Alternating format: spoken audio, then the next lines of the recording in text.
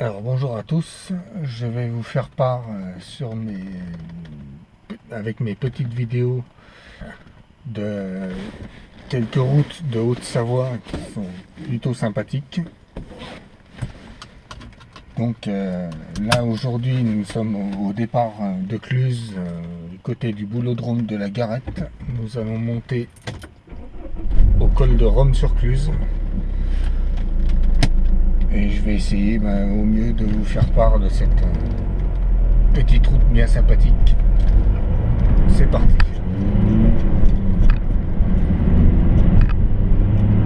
Alors là donc on est à la sortie de Cluse, on est tout de suite mis dans le bas avec cette montée.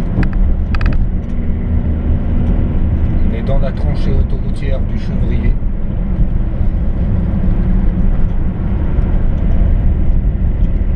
C'est une montée qui n'est pas très longue, une dizaine de kilomètres, tout au plus, mais qui fait quand même une moyenne de 8 à 9%. C'est une petite route de montagne aussi, avec des cascades de glace le long du rocher qui rappellent qu'on est au mois de décembre et que cette route, en tout cas cette portion de la route, on ne voit pas souvent le soleil à ce moment-là. Donc on fait attention, on arrive voilà déjà dans la première épingle à cheveux. Ensuite on est dans les rochers. C'est une petite route qui, à partir du moment où on fait attention, bien sûr, là, je suppose que vous voyez à l'heure actuelle le pic du Marcilly au coucher du soleil. C'est une petite route dont je disais que, bien sûr, à partir du moment où on fait attention, n'est pas particulièrement dangereuse. Peut s'avérer être impressionnante dans certains cas, mais sans plus. Ça reste quand même une route de montagne, bien sûr. Donc, il y a à certains endroits, comme vous pouvez peut-être vous apercevoir sur la vidéo, du vide. Mais c'est une route très sympathique, surtout en été, avec un beau soleil qui offre pas mal de points de vue. Donc là, dans les rochers, vous avez pu vous apercevoir que la route est assez sinueuse. Donc, je dirais à cet endroit-là impossible de faire un excès de vitesse, c'est le cas de le dire. Donc, pas de danger particulier. À partir de là, donc là on a une série de petites épingles à cheveux qui nous amènent au hameau des Crues. On va pas tarder à y arriver. Après la route est un peu plus calme, sujette donc à une petite accélération de la vitesse. Mais il faut dans ce cas-là pas se laisser piéger. Ça monte, comme je disais tout à l'heure, 8 à 9% en moyenne. On a vite fait d'appuyer peut-être un peu trop sur l'accélérateur, de se trouver piégé dans un virage. Mais c'est pas très méchant si on fait attention et que quand on n'a pas l'habitude d'une route, on redouble d'attention, il n'y a pas de danger particulier. Il faut juste faire attention, les virages sont souvent, comme dans beaucoup de routes de montagne, les virages sont souvent parfois à l'aveugle. On ne sait pas trop ce qui se passe de l'autre côté, donc il faut être très vigilant.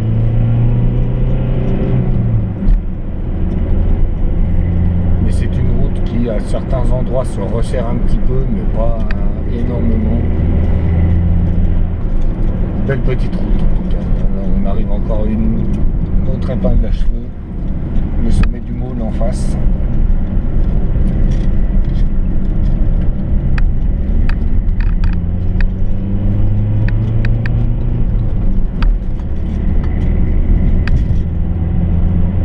C'est une route qui, comme je le disais tout à l'heure, est assez plaisante en été.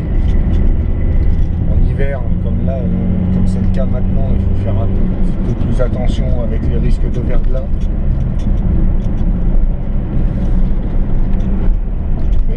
Mais encore une fois, une très belle route.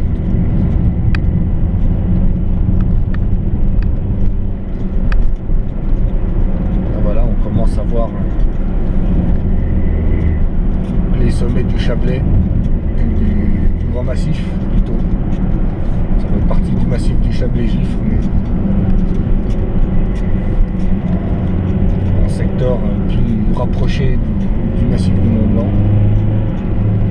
Encore quelques cascades de glace là.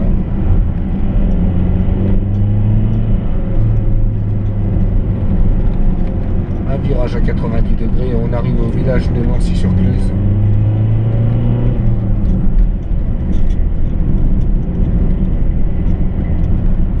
Petit village assez sympathique aussi. C'est une montée où vous aurez très rarement, voire même quasiment jamais, la possibilité d'aller plus haut que la 3e vitesse sur votre levier. Au rapport bien sûr de la puissance de votre voiture.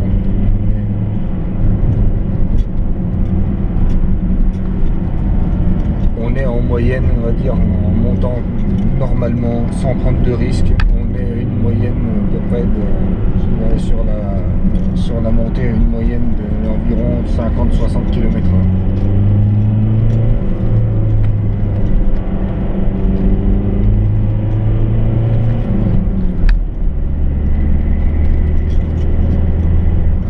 Sortir du village de Nancy, faire attention à ce virage, il est traître.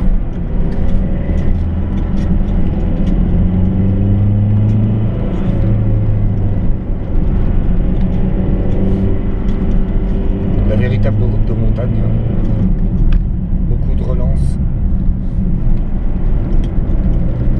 Et voilà, on commence à sortir du bois.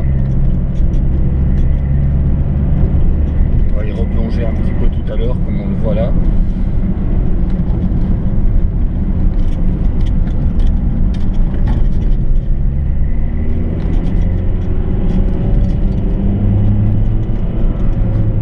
Mais de ce côté-là, on n'y va peut-être pas vraiment sur la caméra, puisqu'elle n'est pas orientée pour ça, mais on y verra un peu tout à l'heure. On a de très belles vues sur les sommets du Chablais. Surtout là au coucher du soleil, c'est relativement impressionnant.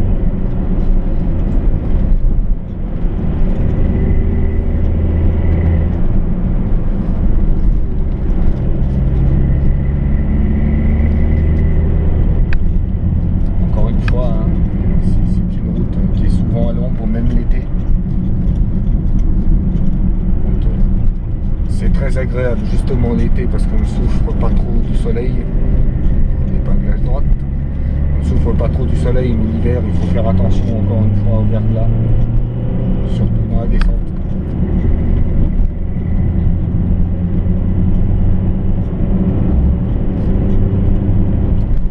Alors attention à ce virage parce qu'il est serré et en dévers. Voilà, il y a un trou. Vous arrivez trop vite, ça peut d'une part vite vous surprendre et d'autre part vite vous faire perdre le contrôle de la voiture.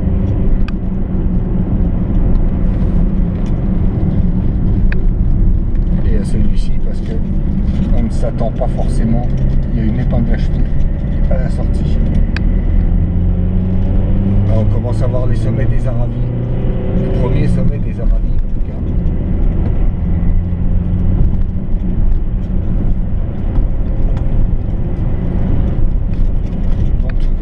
Tout à l'heure, on est à une pente moyenne de 8 à 9% avec une pointe à 13%.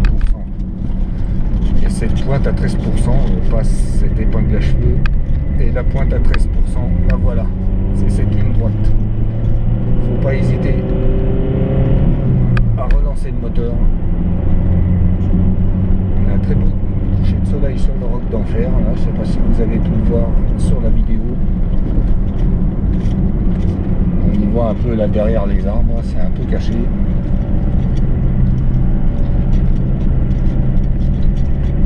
Voilà, donc là, la dernière épingle à cheveux avant d'arriver au col de Rome.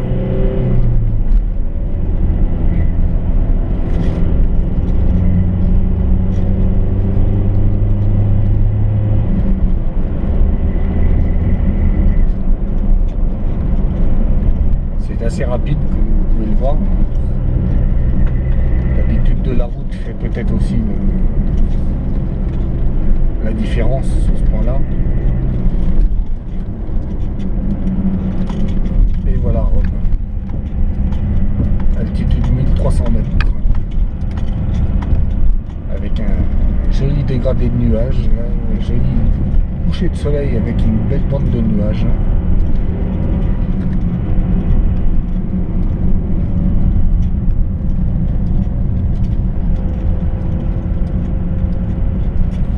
Les sommets de la chaîne du Bargy.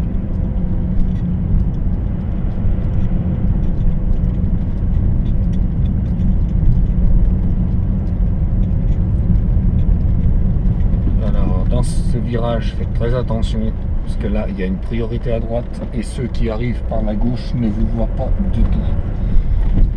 Donc ce virage là, aussi bien d'un côté que de l'autre, il faut faire très attention. Donc là on va pas aller plus loin parce que de toute façon on a la vallée du reposoir qui est là, ici en bas. La route ne présente pas un très grand intérêt, surtout quand mais même en redescendant sur Cluse par les gorges du Foron. On verra ça un autre jour.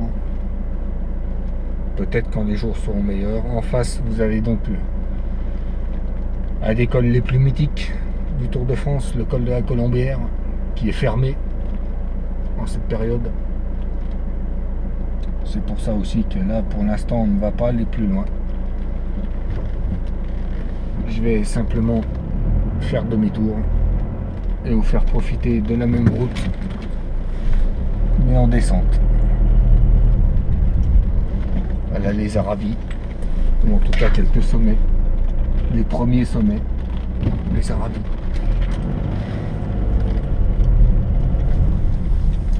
Et on repart dans l'autre sens. Donc, comme je disais, il y a quelques instants, attention à ce virage. Très prudent. La traversée de Rome sur Cluse est à 30 km/h, c'est justifié surtout à cet endroit-là.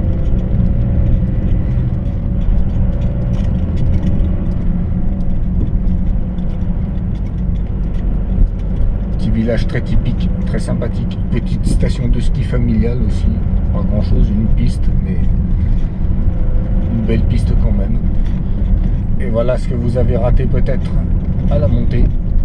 Vous allez voir maintenant à la descente les sommets du Chablais Gifre au coucher du soleil.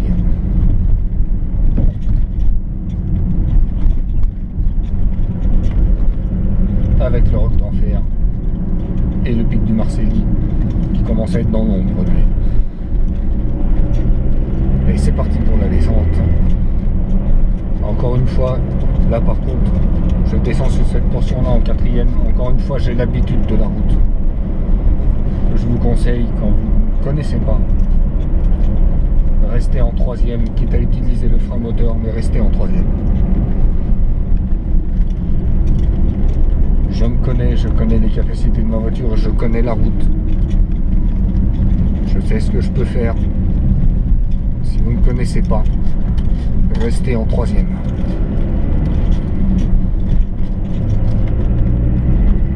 Voilà la pente à 13%, là on y va peut-être mieux maintenant.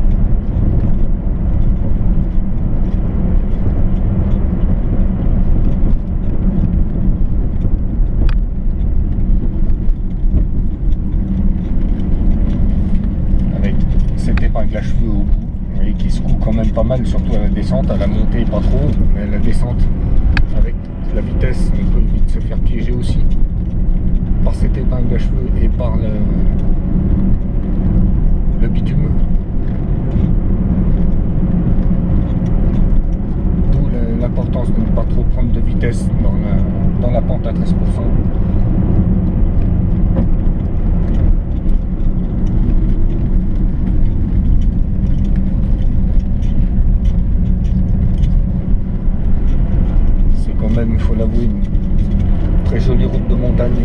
bien entretenu.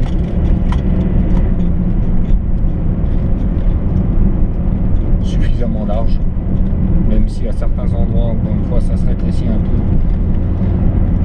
Et qu'il faut être vigilant lorsqu'on croise des voitures. Mais voilà, encore un panneau risque de verglas, donc c'est bien signalé. Mais c'est une route très sympathique que je vous conseille vivement de faire si un jour vous avez l'occasion de passer dans le coin. Et éventuellement, pourquoi pas, si vous voulez monter au col de la Colombière plutôt que de suivre l'itinéraire normal de la route des Grandes Alpes, pourquoi pas faire un détour par cette route qui en a une variante.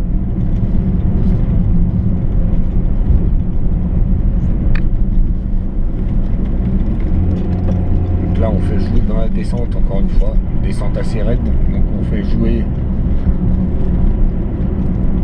au mieux le frein moteur pour éviter de trop abîmer ses freins.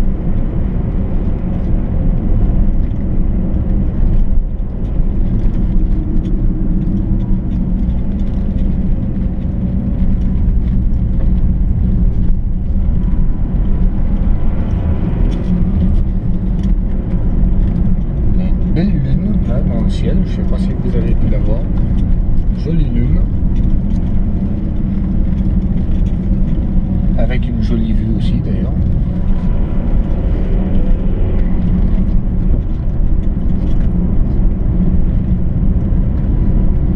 Alors là pareil dans la descente, attention à ce virage. Un peu raide. Et la route ne tarde pas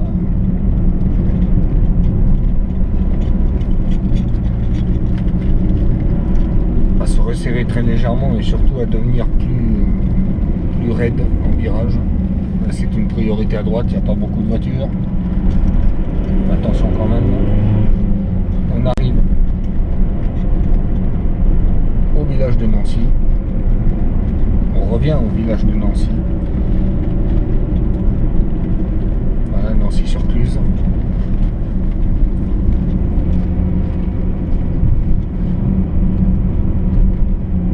Traverser lentement puisqu'on a vu tout à l'heure qu'il y avait un goulet d'étranglement. Un rappel, quand vous êtes sur une route de montagne, lorsque deux voitures ne peuvent pas, ou que vous estimez que deux voitures ne peuvent pas se croiser, c'est priorité à celle qui monte.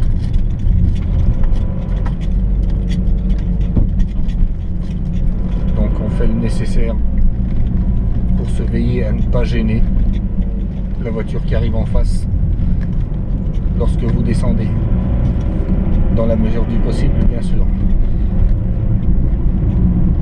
Là, voilà, c'est fini.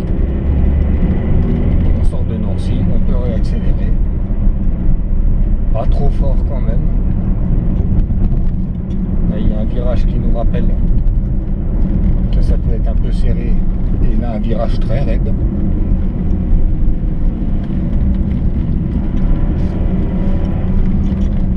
Voilà, dans une partie de rocher, avec une route un peu plus étroite, des morceaux de glace qui se cassent la figure. Vous voyez, ils n'étaient pas tout à l'heure. Un morceau de glace qui vient de se, un morceau de casquette de glace qui vient de se casser la figure, il n'y était pas tout à l'heure quand on est monté. Là aussi pareil, on est sur des routes de montagne.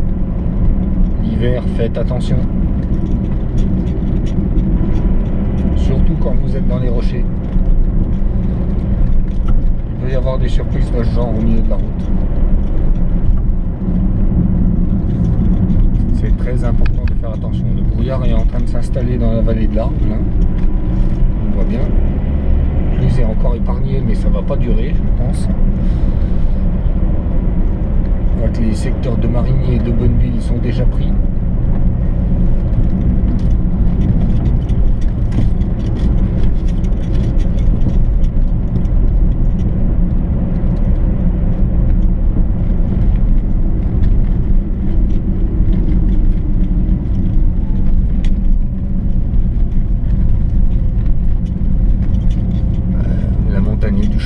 Avec la lune juste au-dessus qui commence à être couverte un peu par les nuages.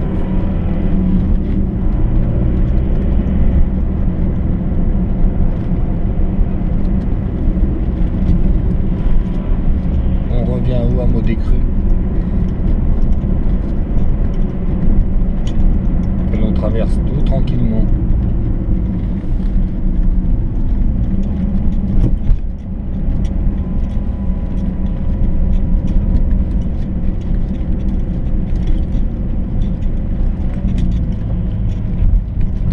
On a vite fait d'être surpris par les voitures qui montent.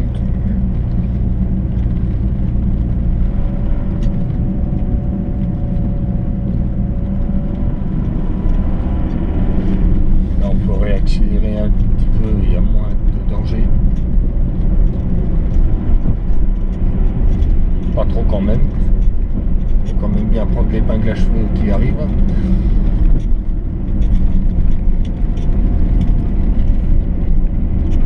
Faire simplement jouer au maximum son frein moteur, sans trop forcer dessus non plus.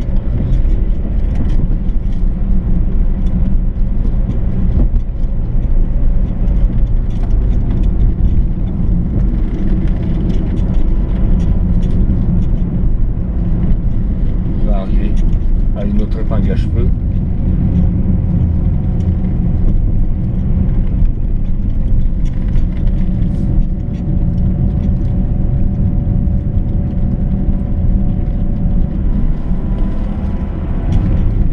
Encore une épingle à cheveux à droite.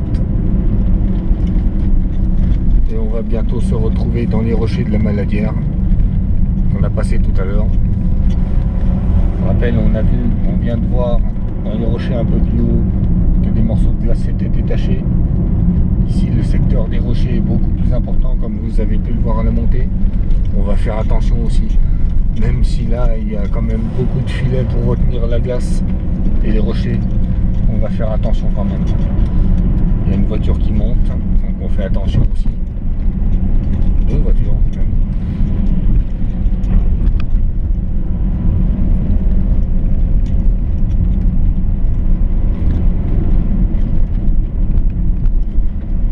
Secteur de la Maladière avec le péage de la Maladière sur l'autoroute A40, l'autoroute blanche qui monte à Chamonix au pied du Mont Blanc.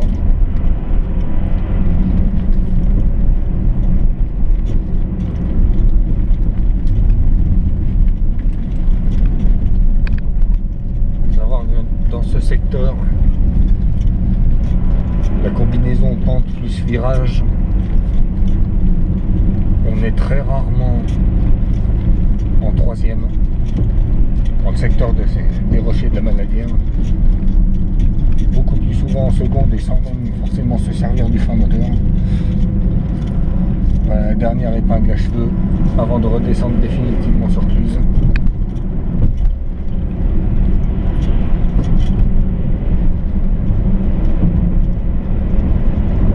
Alors, petite portion où on peut descendre en quatrième, mais à partir de là il faut freiner et rétrograder en troisième pour passer cette série de virages, voire même en seconde. J'ai mordi un petit peu sur la neige sur le côté, ça a glissé un tout petit peu. Voilà. Et là ici par contre on rétrograde véritablement en seconde. C'est beaucoup mieux. Et là on peut repasser en troisième. Et nous voilà revenus au point de départ.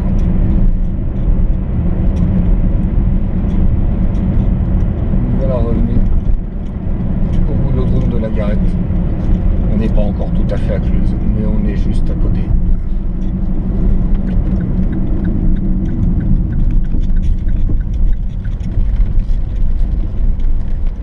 Ah, j'espère que cette petite virée, ça vous aura plu. Et puis, pourquoi pas bientôt à d'autres virées.